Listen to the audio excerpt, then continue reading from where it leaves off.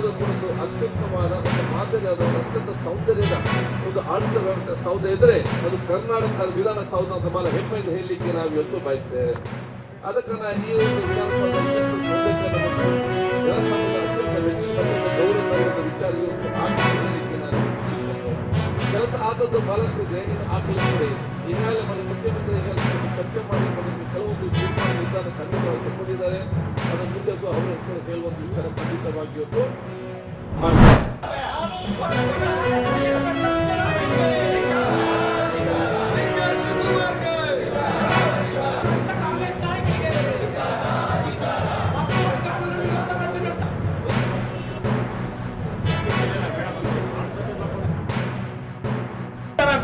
ಏರಿಕೆ ಮಾಡಿದರೆ ಅವತ್ತು ಕಣ್ಣೋರ್ಸಂತ ಕೆಲಸ ಏನ್ ಮಾಡಿದ್ರು ಸಿದ್ದರಾಮಯ್ಯನವರು ನೇರವಾಗಿ ರೈತರ ಖಾತೆಗಳಿಗೆ ವರ್ಗಾವಣೆ ಆಗುತ್ತೆ ಅಂತ ಹೇಳಿದ್ರು.